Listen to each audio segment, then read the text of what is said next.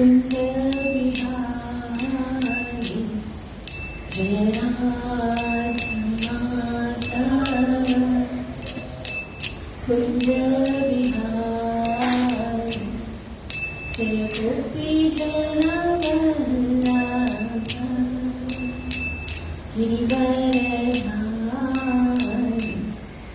जय गोपी जन वल्लभा, गिरिवरधारी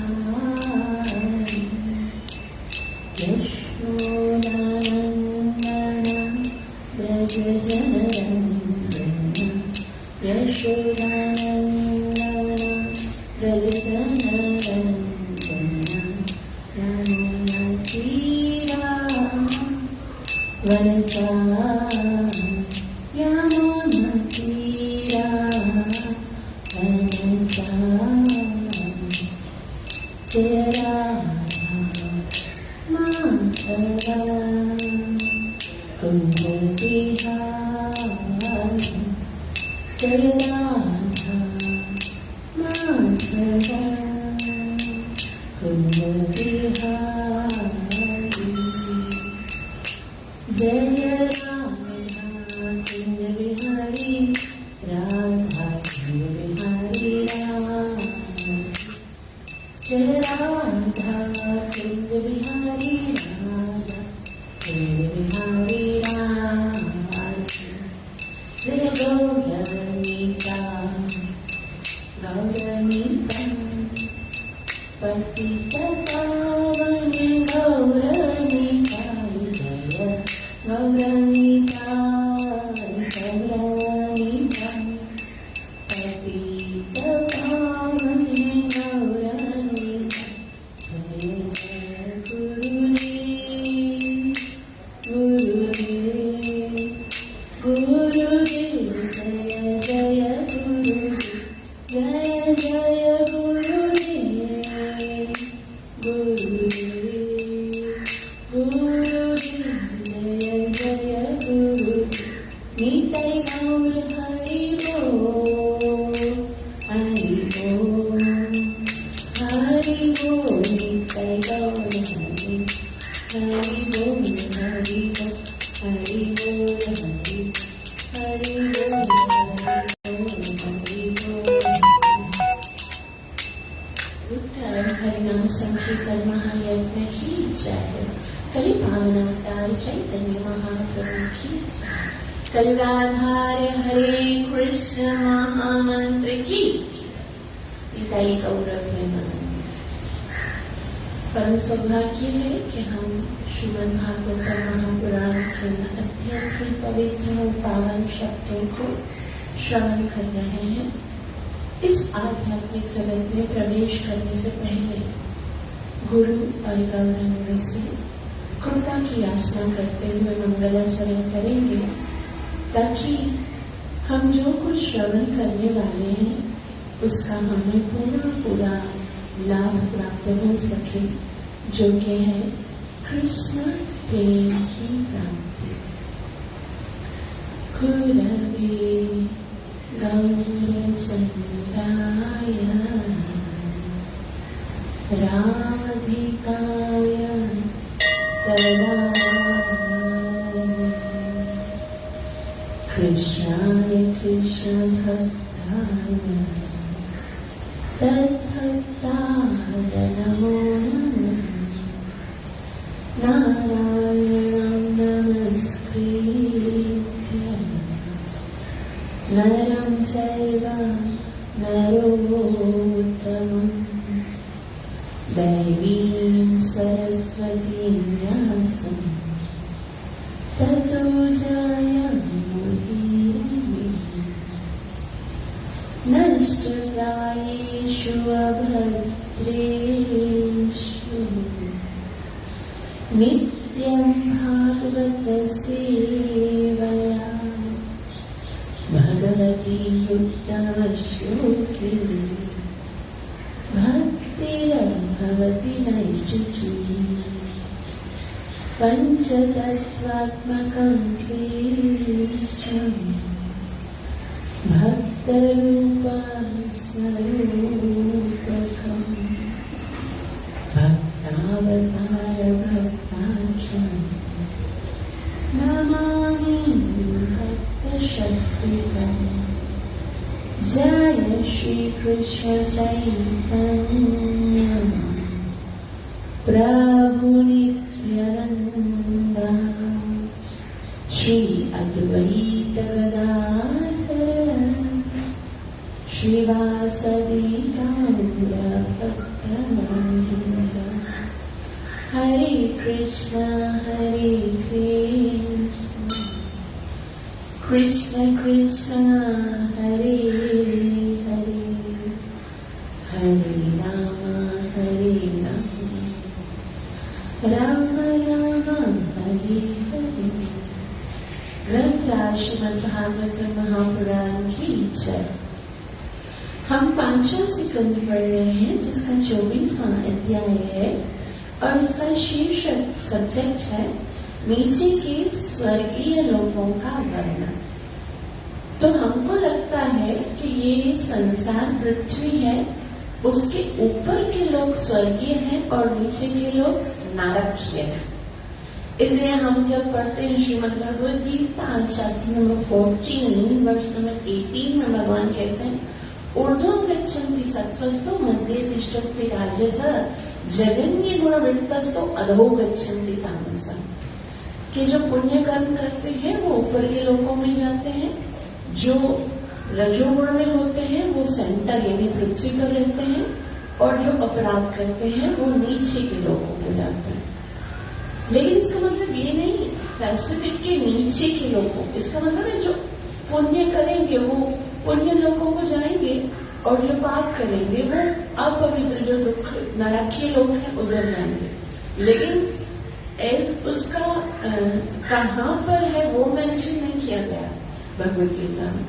लेकिन यहाँ पर क्योंकि शुकदेव गोस्वामी सारे लोगों का वर्णन कर रहे हैं तो उसमें हमें ये बता रहे हैं कि नीचे मतलब ये पृथ्वी सेंटर में है, उसके नीचे 6 लोग हैं, टोटल 14 लोग हैं।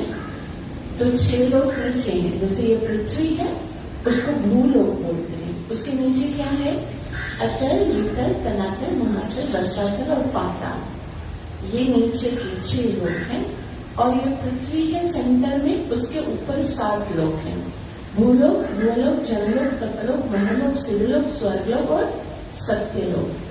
तो ये टोटल मिला के 14 लोग होते हैं और हम नीचे के लोगों के विषय में पढ़ रहे हैं कि उसमें क्या है।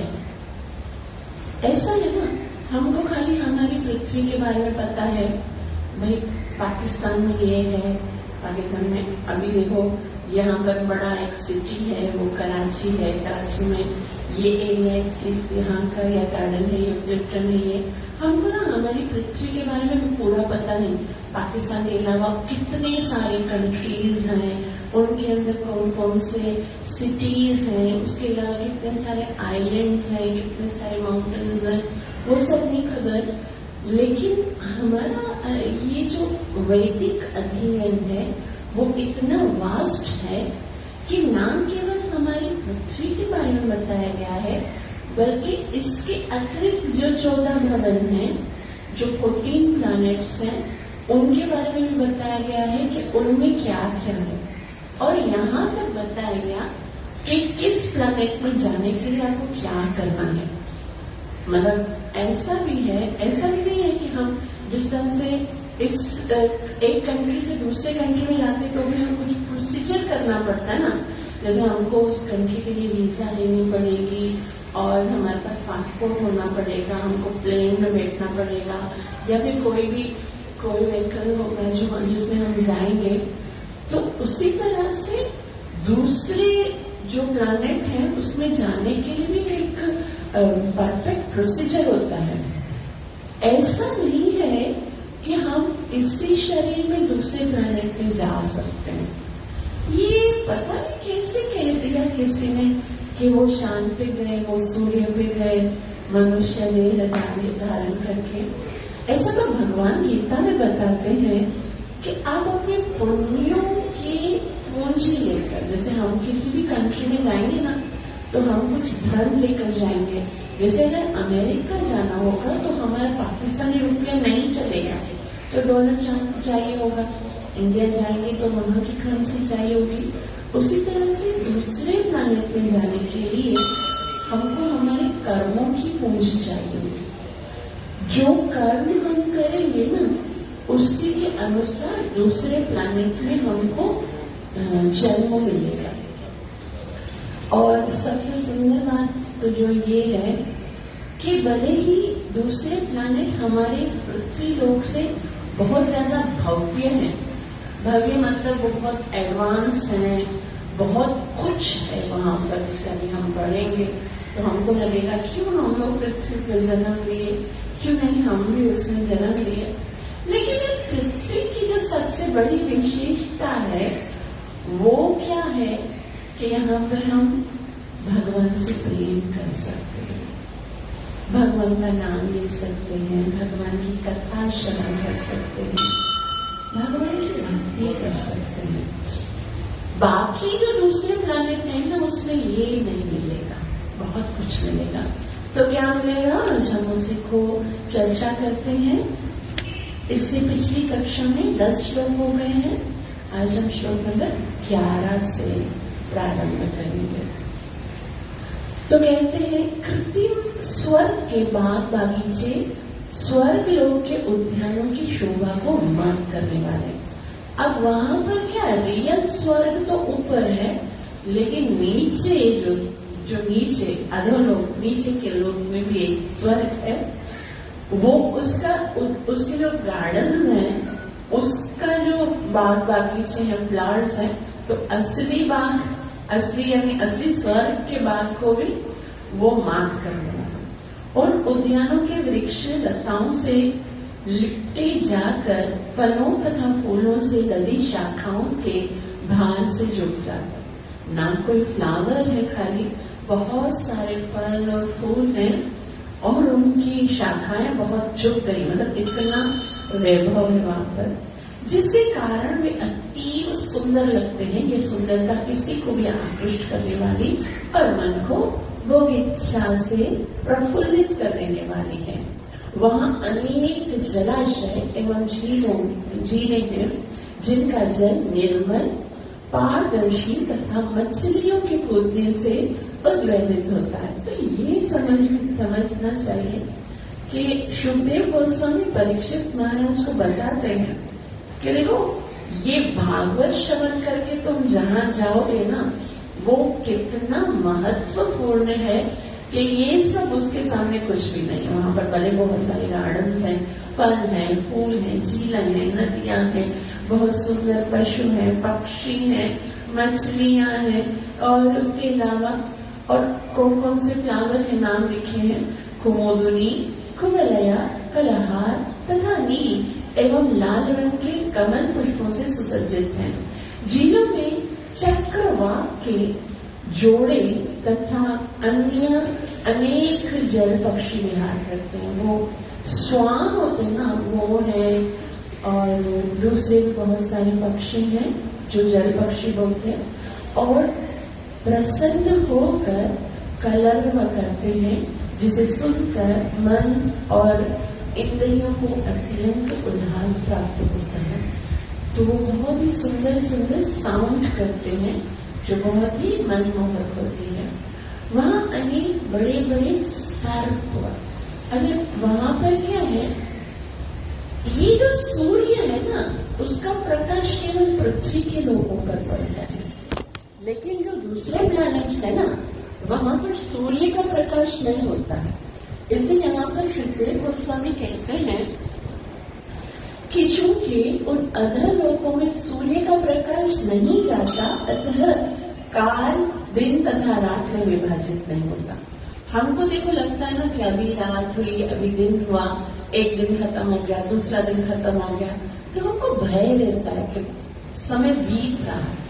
लेकिन वहां पर इतना कैसा अमेजिंग रहेगा कि समय एकदम इक्वल है, काल का कोई प्रभाव ही नहीं है, दिन और रात का कोई विभाजन ही नहीं है, जिसके फलस्वरूप काल से उत्पन्न भय नहीं रहता। फिर वहां पर कोई लोग डरते नहीं कि इतना समय बीत गया है, और फिर हमको लगेगा तो फिर अंधेरा होएगा ना। अगर सूरज नहीं निकलेगा तो रोशनी कहाँ से आएगी। तो बता रहे हैं कि वहां पर बड़े बड़े अनेक सर्प वास करते हैं, जिनके फणों की मणियों से प्रकाश अंधकार दूर कर देता है। तो वहां पर इतना सुंदर है कि यहाँ पर देखो हमको कितना भय लगे अगर सांप घूम रहे होंगे तो, लेकिन वो सर्प भी ऐसे नहीं होते, भयानक नहीं होते, मारने वाले नहीं होते, वो बहुत ही सुंदर होते, प्रेम करने वाले होते। उनमें से मणियों में से प्रकाश निकल आता है। और चूंकि इन लोगों के निवासी, अब वो वहां के लोगों के बारे में बताते हैं। हमारे लोग कैसे हैं, पहले हम पृथ्वी के लोगों को देखें। एक तो सदैव दुखी रहते हैं, कुछ भी हो जाए ना उनके जीवन को दुख रहता है। दुख पता है क्यों रहता है? दुख इसलिए नहीं रहता है कि हमारे पास दुख है, दुख इसलिए रहता है क्योंकि जो हमारे पास सुख है ना, उसको हम रियलाइज नहीं कर पाते। हमारे पास अगर 90% सुख होंगे ना, तो उसको हम साइड में रखते हैं। जो 10% दुख है ना, उसको हम बहुत फोकस कर रहे होते हैं। तो हमको इसलिए उस सुख का अनुभव नहीं हो रहा होता है, और हमारे दुख जो है वो हमको पिंच कर रहे होते हैं, इसलिए हम लोग दुखी होते हैं। वरना अगर देखा जाए तो सबसे बड़ा सुख ये नहीं है कि हमको मनुष्य का जीवन मिला है, ये सुख नहीं है कि भगवान जो इतने करुणामयी है, उन्होंने अपना नाम जप करने के लिए हमें ये जुबान दी है, अपनी कथा सुनने के लिए ये कान दिए हैं। ये इतना काफी ही नहीं है, बल्कि इतना ही देख लो कि वो जो त्रिलोकी का नाथ है, जो अखिल ब्रह्मांड का स्वामी है, उसने अपनी इच्छा से मेरे हृदय में रहना स्वीकार किया। मैं तुम्हारा हूं। इतना, खाली इतना ही सोच लेना हमारे लिए सुख का बहुत बड़ा साधन नहीं है। बाकी हम इसको थोड़ी देखते हैं, हमको ये याद नहीं रहता कि हमको मनुष्य का जीवन मिला है। भगवान ने स्वयं कहा कि प्रति जाने प्रियोसी मैं तुमसे बहुत प्यार करता हूँ। बार बार गीता में इस बात को गवाही देकर सेंशन किया है। भगवान जो है ना, वो इस बात को स्वीकार करते हैं कि मैं बहुत प्यार करता हूँ तुमसे।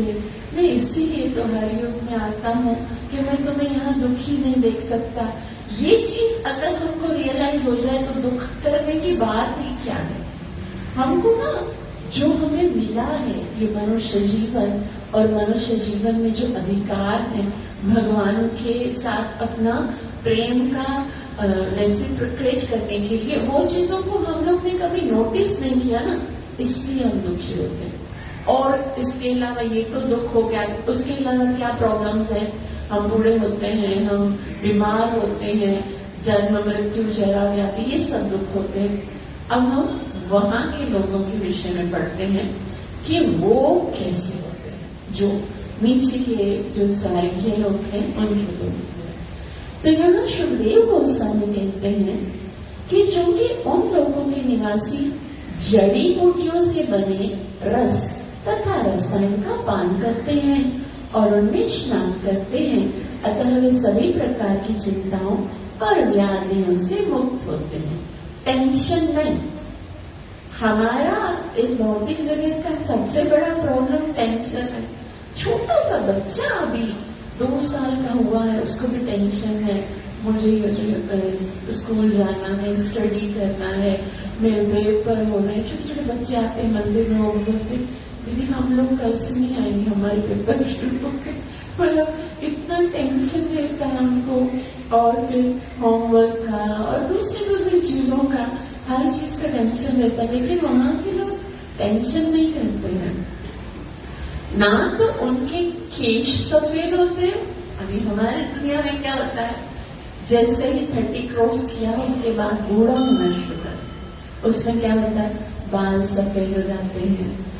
यहाँ पर ना तो उनके फेस पे जुड़ियां पड़ती हैं, ना वे अशक्य होते हैं। अशक्य मतलब हम जैसे जैसे बड़े होते तो हमारी शक्ति खत्म होने लगती है। लेकिन उनकी शक्ति खत्म नहीं होती, बाल सफेद नहीं होते, जुड़ियां नहीं होती, उनकी शारीरिक कांति भी मलिन नहीं पड़ती। जैसे हम लोग बूढ़े होंगे ना तो यंग लोग कितना सुंदर लगते हैं, उनको वो लोग इतना मतलब ऐसे लगेंगे ना डैशिंग कि हमको उनको देखने का, लेकिन बूढ़े होते जाएंगे तो फिर वो इतना आकर्षित नहीं लगेंगे, लेकिन वो लोग की जो आभा है ना वो उनका अट्रैक्शन वो कम नहीं होता और उन्हें पसीने से दुर्गंध नहीं आती, ना तो उन्हें थकान होती है, ना ही शक्ति का अथवा वृद्धावस्था जन्य उत्साह का अभाव होता है।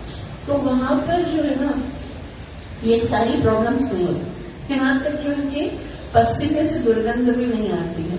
उनको लगेगा ये तो बहुत अच्छा है, ये तो बहुत अच्छी जगह है। हम लोग को क्या है, भगवान ने गीता में बहुत सुंदर बात लिखी है, अगर यही समझ में आ जाए ना तो भी बुद्धि ठिकाने आ जाए। भगवान कहते हैं अनित्यम असुखम लोकम एवं प्राप्य भजस्व। जिस जगह पे तुम्हें भेजा है ना वहां पर कोई सुख है ही नहीं, तो यहाँ रहकर यहाँ भेजा क्यों भाई, तुम उसे इतना प्रेम करते हो, ये जगह में सुख नहीं है तो फिर भेजे नहीं भेजना चाहिए था ना। तो भगवान बोलते भाई जिद करके आए हो तुम, मैंने नहीं भेजा, तुम जिद करके आए हो, अब भी निकलना चाहते हो क्या, एवं प्राप्य भजस्वमा, मेरा नाम जप करो, मेरे पास आ जाओ। तो यही है बस इस संसार में आने का सिर्फ और सिर्फ यही उद्देश्य है कि भई प्राप्त मानुष देहिया गोविंद मिलन की ये तेरी विरिया, ये भगवान से मिलने के लिए मिला है। तो हम बोलेंगे तो भाई दूसरे भी तो काम होते हैं, जॉब करना होता है, हमको स्टडी करना होता है, घर बाहर चलाना होता है, ये सब भी काम है ना। खाली गोविंद मिलन के लिए स्ट्रगल करते रहेंगे तो दूसरे काम कौन करेगा। तो गुरु साहब कहते हैं और कारज तेरे किते न काम, कुछ काम नहीं आएगा, बाकी जो कर रहे हो ना वो सब फिजूल कर रहे हो।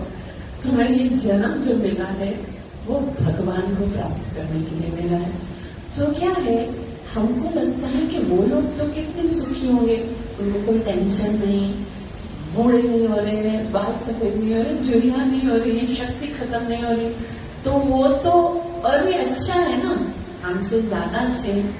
लेकिन भगवान कहते नहीं, जो स्वर्ग के देवता है ना वो भी तरसते हैं कि कब मुझे मनुष्य का जन्म मिले, तब मैं भगवान का नाम जप करूं और मैं कब भगवत प्राप्ति करूं।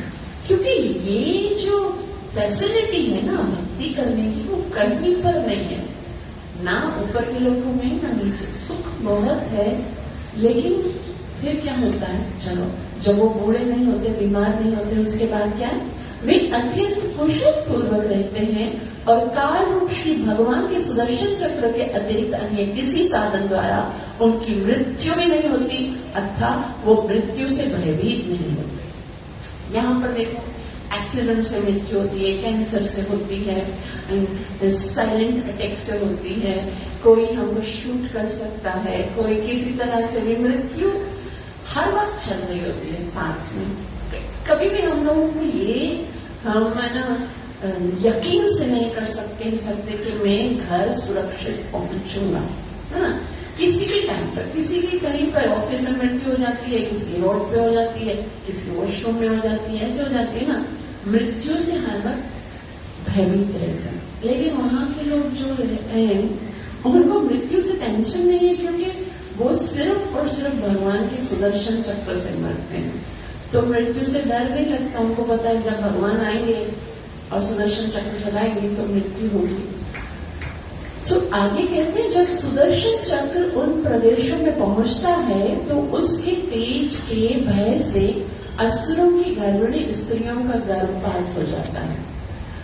और आगे बताते हैं, हे राजन अब मैं तुम्हें, अब देखो यहाँ पर क्या होता है, सुदर्शन चक्र चलता है और फिर मृत्यु हो जाती है। इसका मतलब क्या है, भले ही वो कितना ही अच्छा लोग है, लेकिन वहां पर भी मृत्यु तो होती है ना। अब क्योंकि वहां पर पुण्य कर्म करने का आपको कोई भी यहाँ पे क्या है, पृथ्वी पर ये सबसे बड़े हमारे लिए बेनिफिट है कि हम पुण्य कर्म कर सकते हैं। पुण्य कर्म मतलब आप भगवान के लिए, अगर आप भक्त नहीं भी तो भी क्या होता है, मंदिर में प्रोग्राम हो रहा है, आप कुछ दान दे सकते हो, जैसे एकादशी उपवास रख सकते हो आप, एकादशी के कुछ भी आपने अच्छा कर दिया तो आपको अच्छा पुण्य कर्म करने के लिए आपको किसी और लोग को ले जाया जाता है। और अगर आप पाप कर्म करते हो तो आपको किसी नरक के लोग, मतलब ये जो लोक है जिसको पृथ्वी लोक कहते हैं, ये कर्म भूमि है।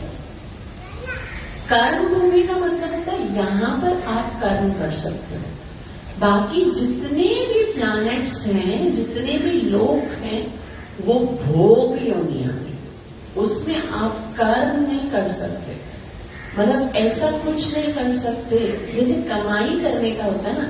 घर में क्या करते हैं, घर में हम उससे ऐश करते हैं जो हमने ऑफिस में कमाया है ना, तो खाएंगे पिएंगे घूमेंगे फिरेंगे।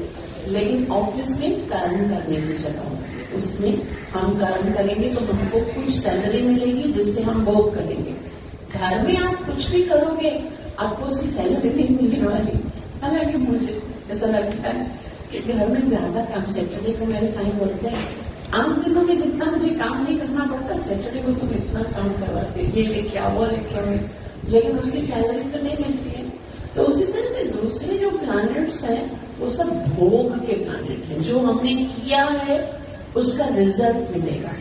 लेकिन पृथ्वी एक ऐसा प्लैनेट है जो आप करोगे उसी के अनुसार मिलेगा। कर्म पे यहाँ पर पूरा का पूरा फोकस। और कर्म कैसे करते हैं, हमको लगता है कि हम हाथों से कर्म करते हैं, अपने शरीर से कर्म करते हैं, लेकिन कर्म 3 तरह से किया जाता है, मन, वचन और इंद्रियों से। मन से मतलब हम सोच रहे हैं ना, वो भी एक कर्म है, उसका भी रिजल्ट मिलेगा। जो हम बोल रहे हैं ना, उसका भी रिजल्ट मिलेगा। और जो हम अपने इंद्रियों से, अपने सेंसेस से कर रहे हैं, तो उसका एक एक चीज नोट डाउन की जा रही है। जैसे आप आए तो यहाँ पर मंदिर में आना कितना बड़ा सौभाग्य का कार्य है, लेकिन उसमें भी हम किस भाव से आए हैं, क्या सोच कर आए हैं, क्या हमारा वाकई में मन ये था कि हम भगवान की कथा सुनेंगे, भगवान के दर्शन करेंगे, हम भगवान को प्रणाम करें। भगवान से देखो, भगवान से मिलने जा रहे हैं। किसी के घर भी जाते हैं ना, तो हम ये सोचते हैं कि भाई किसी, जैसे मेरा कोई मित्र है, भाई मैं अपने मित्र से मिलने जा रहा हूँ, तभी उसके घर जा रहा हूँ। कोई बोले ये किसका घर है, ये समीर का घर है, हम आए हैं तो समीर से मिलने के लिए। तो मंदिर किसका घर है, मंदिर भगवान का घर है। हम अगर सही जो बुद्धि है, सही सोच विचार ये है कि हम भगवान से मिलने जा रहे हैं बस। लेकिन हम कितने अलग अलग सोचों से जाते हैं, बहुत अलग अलग सोचों, कुछ भी हो सकता है, प्रोग्राम्स होते हैं, हम अपने फ्रेंड्स से मिलने के लिए चले जाते हैं, कुछ बोलते हैं हम एंजॉय करने के लिए आए हैं, कुछ बोलते हैं हम शाद खाने के लिए आए हैं। तो जो आप सोच रहे हो ना, उसी के अनुरूप आपको फल मिलने वाला है। तो यहाँ पर कहते हैं कि आगे भी बता रहे हैं, हे राजन, अब मैं तुमसे अतल लोक के प्रारंभ करके एक एक करके समस्त अधोलोक का वर्णन करूंगा। अब बता रहे अतल लोक, जैसे मैंने बताया ना, भूलोक, अतल, वितल, तलातल, महालत, महातल, रसातल, अपातल, तो एक एक का वर्णन करेंगे। अतल लोक में मायादानव का पुत्र बलि नाम का असुर है, जिसने 96 प्रकार की माया रची है। कुछ तथाकथित योगी तथा स्वामी आज भी लोगों को ठगने के लिए इस माया का प्रयोग करते हैं। तो बल असुर जो है बहुत ही मायावी है, और वहां पर 96 प्रकार की माया उसने की है। बल असुर ने उवासी लेने से स्वेरणीय, कामिनी तथा संभुजी, ये 3 प्रकार की स्त्रियां उत्पन्न होती हैं। अब वो मायावी है, जैसे वो उवासी लेता है तो 3 प्रकार की स्त्रियां जो है, लेडीज, वो उत्पन्न होती हैं। और श्वेत उनमें से क्या करते हैं? अभी देखो, यहाँ पर कोई अगर मरता है तो उस अतल लोक में जाता है तो उसके साथ कैसा व्यवहार होता है? पृथ्वी पर हम आते हैं तो कैसा व्यवहार होता है? हम बच्चे हैं, जन्म लेते हैं, माता पिता होते हैं, हम हमें प्रेम करते हैं, हमें अपने अपने शक्ति के अनुसार हमारा पालन करते हैं। लेकिन वहां पर ऐसे चुनने बच्चे पैदा नहीं होते हैं। हम वहां पर यूथ जो है ना, तो ऐसा नहीं कि वहां पर भी जाके ऐसा नहीं कि स्वर्ग में आप जाओगे फिर उसके लिए भी आपको जन्म लेना पड़ेगा। नहीं, वहां पर आप ऐसे ही जाएंगे, भोग यंग एज में जाएंगे और वहां पर भोग करेंगे। ऐसा नहीं है कि उसके लिए आपको पहले बड़ा होना पड़ेगा, स्टडी करना पड़ेगा, ये बस सब यहाँ पर होता है खाली। तो वहां पर क्या होता है, 3 प्रकार की जो स्त्रियां उत्पन्न हुई हैं उनके लिए क्या बताएं कि स्वैरणियां अपने ही समूह के पुरुषों के साथ ब्याह करना पसंद करती हैं। अभी यहाँ से उस टाइप की स्वैरणियां जो है वो ऐसे ही पुरुषों के लिए वेट करती हैं। और जो कामिनियां हैं वो किसी भी वर्ग के पुरुष से ब्याह कर लेती हैं, उनको लगे बस खाली आना चाहिए कोई। और वो जो पंचशुलियां अपना पति बदलती रहती है, मतलब कभी किसी के साथ ब्याह करते हैं, कभी किसी के साथ। यदि कोई पुरुष अतलोक में प्रवेश करता है, अभी कोई गया अतलोक में तो क्या हुआ, तो ये स्त्रियां तुरंत ही उसे बंदी बनाकर हटाक नामक जड़ी से बनाए गए मादक पेय को पीने के लिए बाध्य कर देती है। फिर उनको कुछ ऐसा जड़ी बूटी पिला लेती है। इस पेय से मनुष्य में प्रचुर काम शक्ति जागृत हो जाती है और उनके अंदर बहुत शक्ति उत्पन्न हो जाती है, जिसका उपयोग वे स्त्रियां अपने संभोग हेतु करती हैं। स्त्रियां उससे अपनी मोहक चितवन, प्रेमालाप, मंद मुस्कान तथा आलिंगन इत्यादि के द्वारा मोह लेती हैं। इस प्रकार वे उन्हें अपने साथ संभोग के लिए फुसलाकर जी भर कर काम तृप्ति करती है। काम शक्ति बढ़ने के कारण मनुष्य अपने को 10,000 हाथियों से भी अधिक बलवान और सक्षम मानने लगता है। दरअसल मदहोशी के कारण मोहग्रस्त होकर वह सिर पर खड़ी मृत्यु को अनदेखी करके अपने आप को ईश्वर समझने लगा। तो वहां पर इतना ज्यादा शारीरिक एंजॉयमेंट है कि उनको याद नहीं रहता है कि हमको मरना भी है। इस पृथ्वी की सबसे सुंदर बात क्या है ना, यहाँ पे कभी कोई बैलेंस नहीं रहता। हमेशा क्या होता है, कभी सुख है कभी दुख है ना, कभी टेंशन रहेगा, कभी सुख होगा, कभी दुख होगा, कभी खुशियां होंगी, कभी प्रॉब्लम आएंगी। तो क्या होगा, तो जब प्रॉब्लम्स आती है तब हमको भगवान की याद आती है कि भगवान आप कुछ करिए, कैसे भी करके मेरी ये प्रॉब्लम सॉर्ट आउट कीजिए।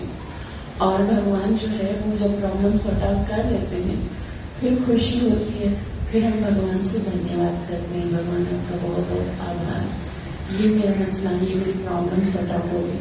तो क्या होता है, अगर हमेशा खुशियां रहती ना तो हमको धन्यवाद करने का मौका ही नहीं मिलता, न ही प्रार्थना करने का मौका मिलता। और अगर हमेशा दुख होते ना तो जैसे नरक में होता है। अब नरक में क्या होता है, हमेशा दुख होते हैं, इतना एक्सट्रीम लेवल का दुख होता है कि इतना दुखी होता है जीव कि उसको भगवान याद नहीं रहता, वो अपने दुख में ही कर्रा होता है। और स्वर्ग में क्या है, स्वर्ग में इतना सुख होता है, इतना एक्सट्रीम लेवल का सुख होता है कि उस सुख में इतना मदहोश हो जाता है कि उसको प्रार्थना करने के लिए याद नहीं रहता भगवान। तो ये संसार जो पृथ्वी है उसका सबसे सुंदर जो भगवान ने रचना की है कि कुछ बैलेंस नहीं है। कभी भी आप ये नहीं कह सकते कि आप एकदम सुखी हो। कभी दांत में दर्द है तो कभी घर में कोई प्रॉब्लम है, कभी कोई है, कभी फाइनेंशियल प्रॉब्लम है, कभी फिजिकल प्रॉब्लम है। तो क्या रहता है, भगवान क्यों करते हैं ये भगवान इसलिए करते हैं ताकि हम उनको याद कर सकें, ताकि हर परिस्थिति में कभी भी वो मौका नहीं देना चाहते कि हम उन्हें भूल जाएं। इसलिए भगवान इस पृथ्वी लोक पे हम जैसे जीवों को कि सदैव हम उनको याद कर सकें, ऐसी प्लानिंग करते हैं। हमको कभी कभी कैसा लगता है कि भाई मैंने इतनी सुंदर प्लानिंग की थी, सारी चौपट हो गई, और ऐसा लगता है कि ऐसा नहीं होना चाहिए था, ऐसा होना चाहिए था, क्योंकि हम समझते हमारी प्लानिंग जो है ना वो बहुत परफेक्ट है, लेकिन हमारी प्लानिंग जो है ना वो एकदम थर्ड क्लास है, क्योंकि हमको अच्छा पता ही नहीं, हमको भविष्य का पता नहीं है ना। भगवान कैसे हैं? Shrimad Bhagavad Gita chapter number 7 verse number 26 में भगवान कहते हैं, मेरा प्रिय श्लोक है, भगवान कहते हैं वेदां समतीतानि वर्तमानानि चार्जुन भविष्याणि च भूतानि मां तु वेद न कश्चन। मैं सब कुछ जानता हूँ, जो भूतकाल में घटित हो चुका है, पास्ट में हुआ, जो वर्तमान में हो रहा है, मतलब प्रेजेंट में जो हो रहा है, और जो भविष्य में होने वाला है, जो फ्यूचर में होगा, वो मुझे पता है ना। तो इसके लिए जो मैं प्लानिंग करूंगा ना वो परफेक्ट रहेगी। तुमको सिर्फ आज का दिखता है, तो इसलिए तुम्हारी प्लानिंग जो है ना कभी परफेक्ट हो ही नहीं सकती। मुझे भविष्य दिखता है, तो आगे चलकर तुम्हें पता चलेगा कि कितना परफेक्टली भगवान आज तक देखो कितनी दफा ऐसा आज का दिन हम देखें ना, पीछे बहुत दफा ऐसा हुआ होगा जब हमने सोचा कि यार ऐसा नहीं होना चाहिए था, ऐसा नहीं होना चाहिए था, हमारे बार बार लगा। लेकिन आज हम जिस स्टेज में हैं, तब हम कहीं ना कहीं ये सोच सकते हैं शुक्र ऐसा हो गया, तभी आज मैं यहाँ पर। एकदम धीरे धीरे भगवान जो है ना वो हमको एक ऐसे लेवल पर लाते हैं कि भगवान को स्मरण करने का मौका मिलता है। ये भगवान की पूरी योजना है। इसलिए भगवान से कहना चाहिए कि Krishna, when I lose my hopes and my plans become fail, then please help me to remember that your plans are perfect. Your plans are more better than my dreams. कि मेरे जो सपने हैं वो उसमें कुछ नहीं है, लेकिन तुमने जो मेरे लिए योजना बनाई है, जो प्लानिंग्स की है, उससे बेटर और कुछ हो ही नहीं सकता मेरे लिए। तो हमें हमेशा भगवान की योजना पर पूरा विश्वास होना चाहिए। क्यों होना चाहिए? उसका एक कारण है। उसका ये कारण है क्योंकि सिर्फ वही है जो हमारा वेलविशर है, जो हमसे सच में प्यार करता है और सच में हमारा भला चाहता है। तो ना कभी ऐसा करना चाहिए, छोड़ दो उसके ऊपर, तुम्हें जो अच्छा लगता है, तुमको क्या अच्छा। हम लोग की क्या प्रॉब्लम है, हम भगवान को अपनी प्लानिंग्स आगे बताते हैं। भाई प्लान मैंने कर दिया, अब आपको खाली उस पर अमल करना है। तो भगवान को बेल बॉय बना के समझते हो कि भाई मैंने घर की प्लानिंग लगा, उसको तुम ऑबे करो, कंप्लीट करो इसको। हमको क्या करना चाहिए? भगवान को आके बोलना चाहिए कि मेरे इस मनुष्य जीवन को सफल करने के लिए आपने जो योजना बनाई है, मुझे शक्ति दीजिए कि मैं उस योजना को पालन कर सकूं। हमको क्या लगता है, देखो एक बहुत सुंदर कहावत है कि हम ऐसे बोलते हैं ना, आपका आदेश मेरे लिए जीवन है। हमको ऐसा लगता है कि हमारा जो आदेश है वो भगवान के लिए है ना करना जरूरी है, लेकिन हमको भगवान से ये कहना चाहिए कि your wish is my command. हमको क्या लगता है, हम भगवान को क्या बोले, my wish is your command, मैंने बोल दिया तुमको करना है, बस तुम्हारी जिम्मेदारी वो काम करने का। हम ऐसे मेंटलिटी से भगवान के पास आते हैं, माय विश। और कभी कभी तो भगवान ने बड़ी इतनी सी बात बोली थी, मानी नहीं तुमने, मतलब ऐसे भी बोल देते हैं, तुमने इतना भी नहीं किया। मतलब क्या वो हमारी आज्ञा पालन करने के लिए है? हमको ऐसा बोलना चाहिए, नहीं, your wish is my command. जो तुम चाहते हो वही मेरा जीवन है, वही मुझे करना है। मुझे शक्ति दो, मुझे बुद्धि दो कि मैं तुम्हारे प्लानिंग्स पे पूरा कर सकूं। तो इस तरह से जीवन बहुत आनंददायक हो जाएगा जब हम अपनी मर्जी से, अपनी इच्छा से भगवान की प्लानिंग्स को फॉलो करेंगे। उसके बाद क्या बताया जा रहा है, अभी ये अतल लोक में बताया गया। उसके बाद अतल लोक से नीचे अगला ग्रह वीतल है, अतल वीतल, जहां स्वर्ग खानों के स्वामी भगवान शिव अपने गणों, भूतों तथा ऐसे ही अन्य जीवों के साथ रहते हैं। तो वहां पर भी भोलेनाथ हैं अपने गणों के साथ। अब भोलेनाथ जो है ना वो कैलाश पर रहते हैं, कैलाश पर भी उनके गण होते हैं, लेकिन भोलेनाथ अपने आप को एक्सपेंड कर सकते हैं। वो क्योंकि उनके गण तो भूत प्रेत भी होते हैं, तो वो नीचे के लोगों में होते हैं, तो उनके लिए वो वहां पर भी आ जाता है। तो शिव जी वहां पर हैं, और वहां पर कैसे हैं, पिता रूप शिव माता रूप भवानी के साथ विहार करते हैं। अब वहां पर भवानी जी, जहाँ शिव जी हैं वहां पर उनकी पत्नी भवानी भी है, और वहां पर वो विहार करते हैं, आनंद करते हैं। और फिर क्या होता है, उनके वीर्य रज के मिश्रण से हार्टकी नामक नदी निकलती है। जब वायु द्वारा अग्नि प्रज्वलित हो उठती है तो वह नदी को पी जाती है, और बाहर थूक देने पर हाटक नामक स्वर्ण उत्पन्न होता है। तो यहाँ से ये बताया जा रहा है कि उनके रेजिडेरियन से मिलन से सोना उत्पन्न होता है। इस लोक के स्वामी असुर अपनी पत्नियों सहित उस स्वर्ण के बने हुए आभूषण से अपने आप को अलंकृत करते हैं, और इस प्रकार से वे अत्यंत सुख पूर्वक रहते हैं।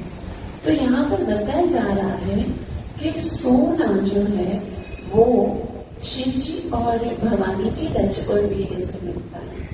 तो यहाँ एक तात्पर्य में बहुत सुंदर बात बताई जा रही है कि सनातन गोस्वामी का भी कथन है कि कांसे को पारे से अभिकृत करने पर सोना बन जाता है। श्री सनातन गोस्वामी का यह उल्लेख निम्नलिखित वर्ग के पुरुषों को ब्राह्मण बनाने के प्रसंग में हुआ था। जिस प्रकार कांसे को पारे से अधिकृत करके उसे सोने में बदला जा सकता है, उसी प्रकार निम्न कुल में उत्पन्न मनुष्य को वैश्व कार्य में लगाकर ब्राह्मण बनाया जा सकता है। इसके अतिरिक्त यदि कोई इस लोक के संकेत पाकर यह सीख ले कि कांसे के साथ पारे को कैसे मिला तथा लगाते हैं, तो वह सस्ते में सोना तैयार कर सकता है। यद्यपि मध्य युग में कीमियागरों ने स्वर्ण बनाने का प्रयास किया, किंतु वे असफल रहे, क्योंकि शायद उन्हें सही निर्देशन का पालन नहीं किया। तो ये सारी जो धातु हैं वो ऐसे ही उत्पन्न होती है। हमारे शास्त्रों में ये भी बताया गया है कि सोना कैसे बनता है। तो अगर कोई लोग है ना शास्त्रों को किस उद्देश्य से पढ़ते हैं, आज जो भी ना एडवांसमेंट हो रही है ना एजुकेशन में, साइंस में, वो कहीं ना कहीं हमारे वेदों के द्वारा ही हो रही है। हमारे वेदों में ना हर प्रकार का ज्ञान है, जो माया, ये जो सिद्धियां हैं, जो अष्टांग योग से सिद्धियां प्राप्त होती हैं, अणिमा लघिमा, जो हवा से भी हल्के हो जाते हैं, पहाड़ों से भी भारी हो जाते हैं, समुद्र में किस तरह से हम लोग बोलते हैं ना उसके अंडर वाटर वॉकिंग, ये सब चीजें जो है हमारे वेदों में बहुत पहले बताई गई है। हमारे वेदों में ये भी बताया गया कि पहले लोग जो है ना, अभी देखो हम लोगों को अगर वायु में सफर करना होता है, प्लेन में जाते हैं ना हम, प्लेन में एक पायलट होता है, उसमें इंजन भी होता है, उसको निर्देशन दिया जाता है। पहले ऐसा नहीं होता था। पहले ऐसा होता था कि जैसे हम जानते हैं कि रावण के पास एक विमान था, पुष्पक विमान, उसके ऊपर उसको पायलट की जरूरत नहीं है, उसको मन की गति से चलता है। हमने सोचा कि हमको सिंगापुर जाना है, तो उसको आप उधर ही बैठ के बातें करो, एंजॉय करो, वो सिंगापुर पहुंच जाएगा।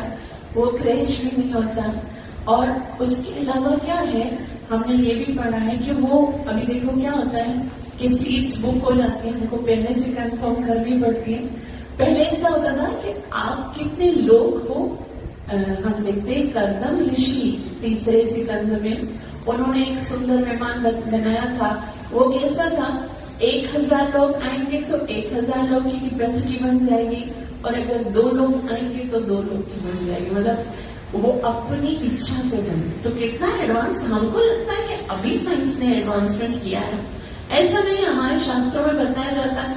अब अभी देखो, हम बोलते हैं भाई हेयर ट्रांसप्लांट किया जाता है, रूट कैनाल किया जाता है, दांत लगाया। पहले क्या होता था, एक नदी बना दी कर्दम ऋषि ने, इतनी बूढ़ी थी देववती माता ने, उससे बस स्नान करके आ जाओ और वो 12 साल की जवान बन के आ गए। मतलब ऐसा एडवांसमेंट था वहां पर। तो ये सब हमारे इन वेदों और शास्त्रों में लिखा हुआ है। अब कौन किस उद्देश्य से पढ़ता है तो उसके अनुसार उनको प्राप्त होता है। लेकिन सारे भगवान Shri Krishna Bhagavad Gita chapter number 15 verse number 15 में एक सुंदर बात बताते हैं, मुझे बहुत अच्छी लगती है। भगवान कहते हैं, वीरैश्च सर्वैः अहमेव वेद्यो वेदांत कृत्वेन वेदे वचाहम्। संपूर्ण वेदों को रचने वाला, संपूर्ण वेदों के द्वारा जानने वाला, और संपूर्ण वेदों का उद्देश्य केवल मैं हूं।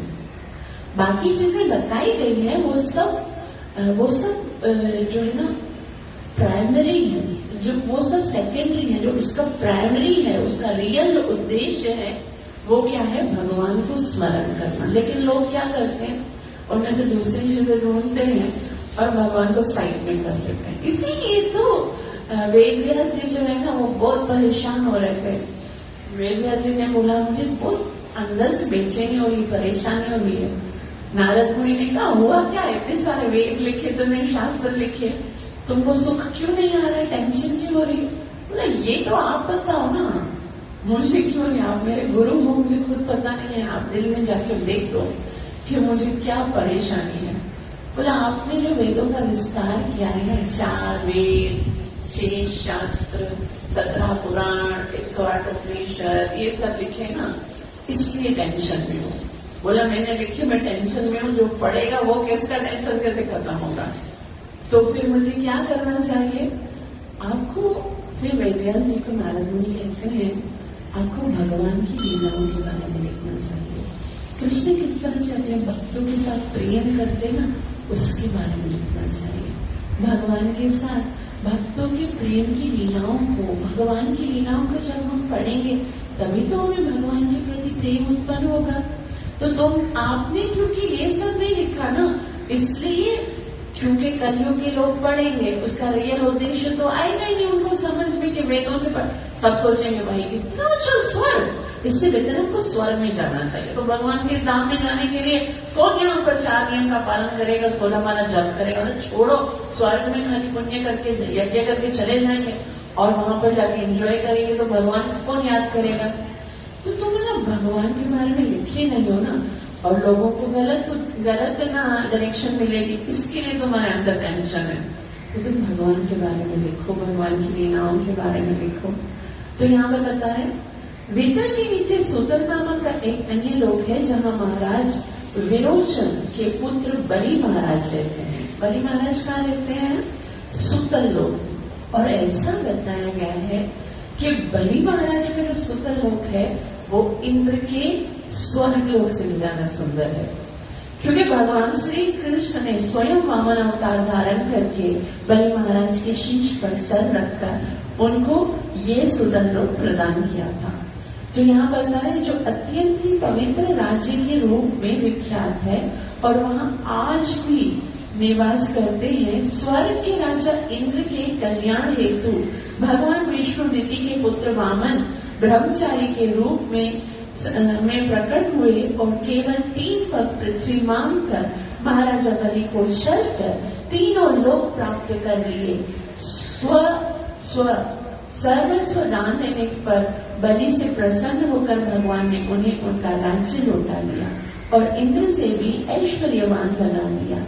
आज भी सुतल लोक में श्री भगवान की आराधना करते हुए महाराजा बलि भक्ति करते हैं। तो आज भी फिर क्या हुआ, बलि महाराज को भगवान ने कहा कि 3 पग की धरती चाहिए, तो 3 पग धरती जब देने रहे थे तो 2 पग में ये पृथ्वी और स्वर्ग आ गए।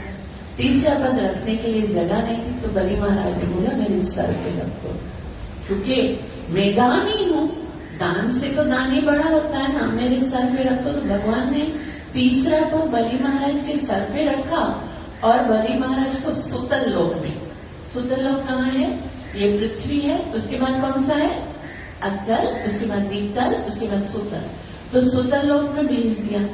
अब भगवान ने पूछा कि मैं तुम्हारे दान से बहुत प्रसन्न हूं, तुम मुझसे कुछ मांग लो, तुम भी कुछ मांगो, मैं तुम्हें दूंगा।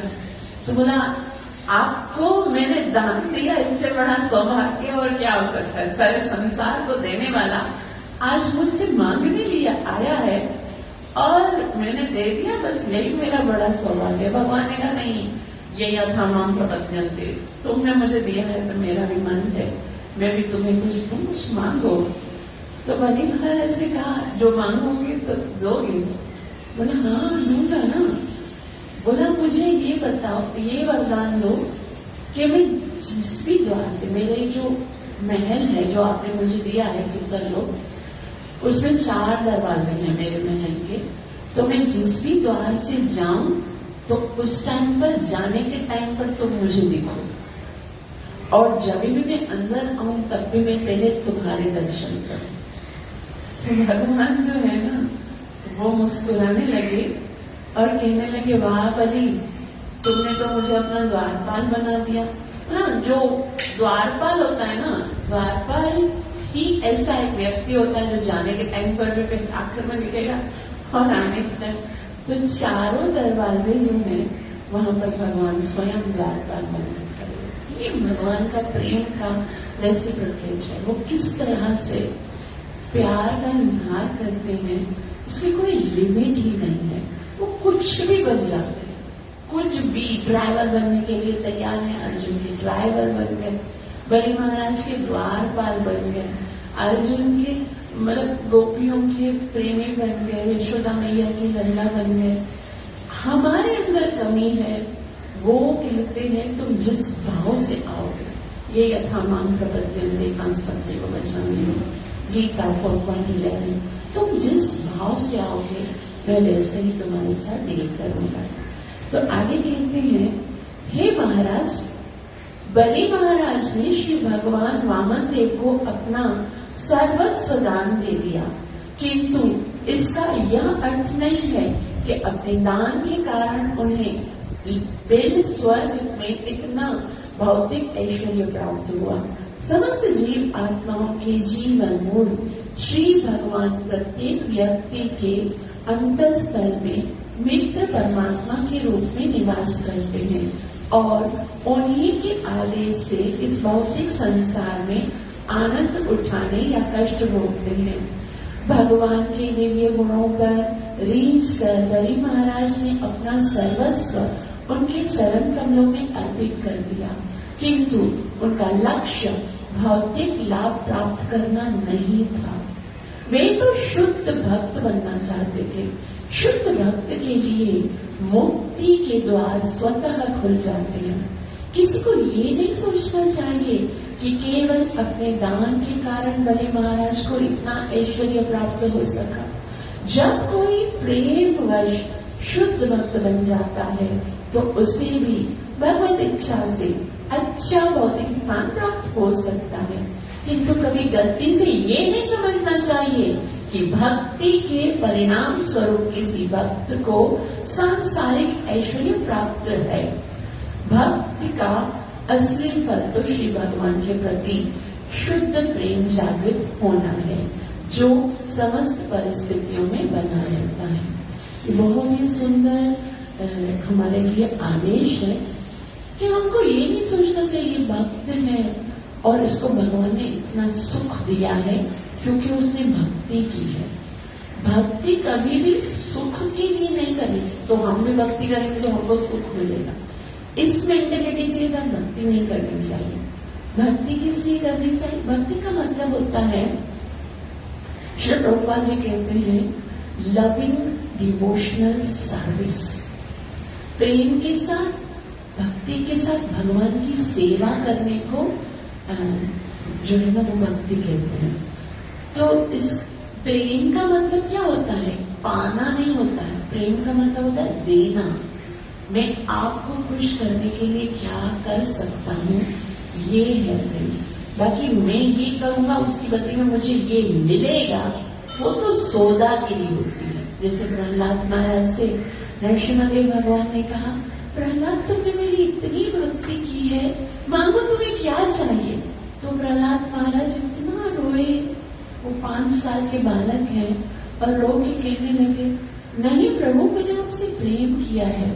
मैं कोई बिजनेसमैन थोड़ी हूँ कि मैं आपका नाम जप करूं, मैं आपकी भक्ति करूं, उसके बदले में आपसे कुछ लूं। ये तो सौदागिरी है। ये मैंने आपसे प्यार किया है, मुझे कुछ नहीं चाहिए। तो भगवान बोलते, नहीं नहीं, मेरी इच्छा है, मैं आपको कुछ देना चाहता हूँ। मैं अपने मेरे मन में मैं प्रसन्न होऊंगा अगर तुम मुझसे कुछ मांगोगे, तो मांगो मुझसे कुछ। तो प्रहलाद महाराज बोलते, बार बार कहते हो मांगो मांगो, इसका मतलब है तुम तो मेरे हृदय में रहते हो। तो हृदय में रहकर तुमने ये जान लिया है कि मेरे मन में कोई इच्छा है, तभी तो तुम बोल रहे हो ना। अच्छा, भगवान को जाके बताने की भी जरूरत नहीं है कि मेरे मन में क्या चल रहा है, क्योंकि वो तो मन में रहता है, तो उसे पता है कि तुम्हारे अंदर क्या चल रहा है। तो उसको ज्यादा सफाई पेश करने की जरूरत नहीं है कि मैं कितना पवित्र हूँ, मैं ऐसा ही हूँ। मैं संसार में सबसे बड़ा पापी हूँ और तुम्हारे पास इसलिए आया हूँ क्योंकि तुम पतित पावन हो। तुम ही हो जो मुझे पावन कर सकते हो, मेरे हृदय के अंदर जो अपराध है उनको खत्म कर सकते हो। तो प्रहलाद महाराज ने कहा, आप बार बार बोलते हो मांगो मांगो, इसका मतलब है आपने जान लिया कि हृदय में कोई इच्छा है। तो अगर लेना ही चाहते हो तो इतना उपकार करो, मेरे हृदय से वो इच्छा खत्म कर दो, और बस एक ही इच्छा रहनी चाहिए, मैं कैसे तुमसे प्यार करूं, कैसे तुम्हारी सेवा करूं। इसके अलावा अगर मन में कोई गंध है तो उसको खत्म कर दो, बस यही तुमसे चाहता हूं। तो भक्ति का मतलब होता है अनकंडीशनल डिवोशनल सर्विस। उसके अंदर कोई गर्ज नहीं होनी चाहिए, कोई मांग नहीं होनी चाहिए, कोई इच्छा नहीं, बस मैं तुम्हें खुश करना चाहता हूँ, मैं तुम्हारे लिए कुछ करना चाहता हूँ। तो बलि यहाँ पर बता रहे हैं कि बलि महाराज को जो लाभ प्राप्त हुआ था, तो वो इसलिए नहीं हुआ था कि उन्होंने भक्ति की थी। भगवान को जब हम कभी कभी लोगों को लगता है कि फिर अगर हम सब कुछ भगवान के लिए त्याग देंगे तो हमारा क्या लाभ होगा। खाना पीना छोड़ दिया, थूम बसन अनियन गार्लिक छोड़ दिया, घूमना फिरना छोड़ दिया, ये नहीं करो वो नहीं करो, no eating, no wine, no gambling, no list, no ये नो, सिर्फ ऐसे ही करते रहेंगे तो हमारी लाइफ तो एकदम चार्जलेस हो जाएगी, मजा तो खत्म हो जाएगा, फिर हमें क्या मिलेगा भक्ति करके। तो ऐसा है कि जब हमारे लिए प्रेम का मतलब है कि मैं कैसे भगवान को खुश करूं, तो प्रेम का मतलब तो भगवान के लिए भी वही है ना कि मैं कैसे तुम्हें खुश करूं। प्रेम एक तरफ से तो नहीं होता है ना, प्रेम 2 तरफ से होता है। हम अपनी कैपेसिटी के अनुसार भगवान को खुश करेंगे, हमारे पास है क्या ऐसा जिससे हम भगवान को खुश करें। लेकिन अगर हमने ये सोच लिया कि मुझे भगवान को खुश करना है, तो रिजल्ट में भगवान क्या सोचेंगे, प्रेम तो वो भी करते हैं ना, तो क्या सोचेंगे कि मैं कैसे तुम्हें खुश करूं, और उसकी कैपेसिटी कितनी है खुश करने की। जब उसने ये सोच लिया कि मैं कैसे तुम्हें खुश करूं, फिर क्या कुछ रह जाता है संसार में प्राप्त करने के लिए। तो यहाँ पर बता रहे हैं, यदि भूख से व्याकुल होने, गिरने अथवा ठोकर खाने पर कोई इच्छा अथवा अनिच्छा से एक बार भी भगवान का पवित्र नाम लेता है, तो वह सहसा अपने पूर्व कर्मों के प्रभाव से मुक्त हो जाता है। कर्मी लोग भौतिक कार्यों में फंसे रहकर योग साधन में अनेक कष्ट उठाते हैं, और अन्य लोग भी वैसा ही स्वतंत्रता प्राप्त करने के लिए प्रयत्नशील होते हैं। तो ये बहुत ही सुंदर आदेश है। यहाँ पर हम एंड करेंगे। श्लोक नंबर 20 है, यस्य वाह क्षुतः पतत् न प्रसखलनादिषु विवश्य सकृन् नामाभिगुणन् प्रश्य कर्मबन्धं मंजसा विधुनोति यस्य है। कि भगवान का नाम इतना शक्तिशाली है कि अगर हम नाम को प्रेम से नहीं भी जपते हैं, कभी यदि कोई भूख से व्याकुल होने पर कभी ये भगवान बहुत भूख लगी है, एक कृष्ण, खाली मतलब उद्देश्य क्या है कि मुझे कुछ खाने के लिए चाहिए, लेकिन नाम भगवान का निकल गया, या फिर अथवा गिरने कर या ठोकर लगने पर, कभी कभी हम जब जाते हैं रास्ते में तो ठोकर लगती है ना, फिर ओ कृष्णा अचानक से निकल जाता है माउथ से भगवान का नाम। तो कोई इच्छा अथवा अनिच्छा से एक बार भी भगवान का पवित्र नाम ले लेता है तो वो सारे कर्मों के प्रभावों से मुक्त हो जाता है। तो हमको ना एक आदत बनानी है। देखो कुछ ना कुछ तो बोलना ही है, जब भूख लगेगी तो हम हाय बुरा तो करेंगे ही, इतनी देर हो गई, आप लोग कभी भी मुझे टाइम पर प्रसाद देते नहीं हो, रोज देर करा देते हो, मुझे ऑफिस जाना होता है, मुझे यहाँ जाना होता है, अपनी मम्मी को अपनी पत्नी को कितना डांट सुनाते हैं, कभी गिरते हैं या एक्सीडेंट होने वाला होता है, और फिर हम लोग शोर करते हैं ना कि दिखता नहीं, अंधे हो क्या, इस तरह से गाड़ी चलाते हैं, कुछ ना कुछ बोलना ही पड़ता है।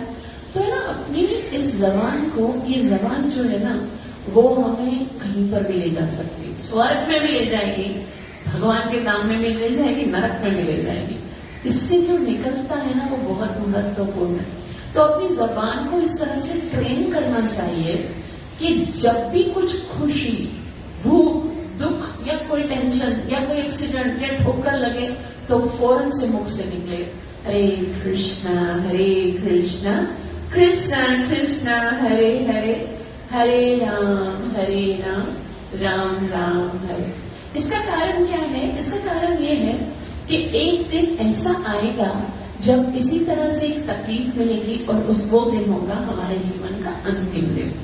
अंतिम दिन में जब यमराज हमारे प्राण लेने के लिए आएगा तो ऐसा बताया गया है शास्त्रों में कि 60,000 बिच्छू एक साथ डंक मारते हैं, उतनी तकलीफ होती है। अगर तकलीफ में हमको हाय गुड़ा करने की आदत होगी तो उस टाइम पर तो भगवान का नाम निकलेगा नहीं। आज जो छोटी छोटी तकलीफ है ना वो हमारे सेमेस्टर्स हैं। जैसे कभी स्कूल में हम पढ़े ना तो कभी सेमेस्टर्स होते हैं, कभी हाफ एंड एग्जाम्स होते हैं, तो उसमें हमको जो हमें पढ़ाया जाता है वो हमको लिखना होता है। तो उसमें अगर हम पास होते जाते तो फिर आखिरी फाइनल एग्जाम में भी पास हो जाए। तो आज जो छोटी छोटी तकलीफें आ रही है ना वो समझो हमारे टेस्ट है, ये सब टेस्टिंग है। वो एग्जाम्स हो रहे हैं, वो फाइनल एग्जाम तो अंतिम समय में होगा। ये एक बात बहुत सुंदर है, उसको हमेशा याद रखना है कि this life is a preparation for last examination. पूरा जीवन हमको प्रिपरेशन करनी है अंतिम एग्जामिनेशन के लिए, जिसके लिए भगवान Shri Krishna Shrimad Bhagavad Gita chapter number 8 verse number 6 में कहते हैं 6 and 5 यम यम वापी स्मरण भावम त्यजत्यन्ते कलेवरम तम तमैव वैति कौन्तेय सदा तद्भाव भाविता। जिस जिस भाव को स्मरण करते हुए तुम ये शरीर छोड़ोगे उसी को प्राप्त करोगे। तो अर्जुन ने कहा आपको कैसे प्राप्त करूंगा? तो भगवान कहते हैं अंतकाले च मामेवं स्मरन् मुक्त्वा कलेवरं यः प्रयाति समद्भावं याति नास्तत्र संशयः। अंतकाले च माम् एव स्मरन् मुक्त्वा कलेवरं। अगर मुझे याद करते हुए शरीर छोड़ोगे तो मुझे प्राप्त करोगे, और अगर मुझे याद नहीं किया, कुछ और याद आ गया तो जिसको याद करोगे वो प्राप्त हो जाएगा। तो अर्जुन ने कहा बस अंत में तो याद करना, ये तो इजी है, अंत समय में तुम्हें याद करूंगा, बाकी में मजा करूंगा जीवन में। तो भगवान से क्या कहा, ठीक है बताओ याद कब करना? अंत समय में ना। तो अंत समय कब आएगा ये भी बता दो। तब भगवान कहते हैं उसका कोई निश्चित नहीं अर्जुन, कभी भी आ सकता है, आज भी आ सकता है, कल भी आ सकता है, थोड़ी देर के बाद भी आ सकता है। उसका कोई नक्की नहीं है, कभी भी आ सकता है। तो फिर अर्जुन ने कहा फिर क्या करूं? तो भगवान कहते हैं, बहुत सुंदर श्लोक है, तस्मात् सर्वेषु कालेषु मामनुस्मर युध्यच। फिर तुम क्या करो? हर समय सोचो कि ये पल अंतिम समय हो सकता है, और हर समय सांस सांस सुमिरो गोविंद मन अंतर की उतरे। हरे कृष्ण कृष्ण कृष्ण हरे हरे, हरे राम राम राम हरे हरे। हर सांस को ये देखकर, ये सोच कर लो प्रति श्वासे सविश्वासो रामं स्मरति दिने दिने, पुनः श्वास न विश्वासो आगमयिष्यसि वानवा। हर सांस लेते हुए सोचो कि हो सकता है यही आखिरी सांस हो, इसलिए मुझे अभी इस सांस में भगवान का नाम ले ही लेना चाहिए। Thank you so much. आप सबका बहुत बहुत आभार जो इतना प्रेम से श्रवण किया। कृपया मुझे आशीर्वाद दीजिए कि मैं प्रेम से भगवान का नाम ले सकूं और अपनी सेवा और साधना से गुरु और कृष्ण को प्रसन्न कर सकूं। ग्रंथराज श्रीमद् भागवत महापुराण की, कलि पावन अवतार चैतन्य महाप्रभु की, कलियुगाधार हरे कृष्ण महामंत्र की, गौरव प्रेमानंद प्राण प्रिय श्री राधा कुंज बिहारी भगवान की। Thank you so much. Hare Krishna.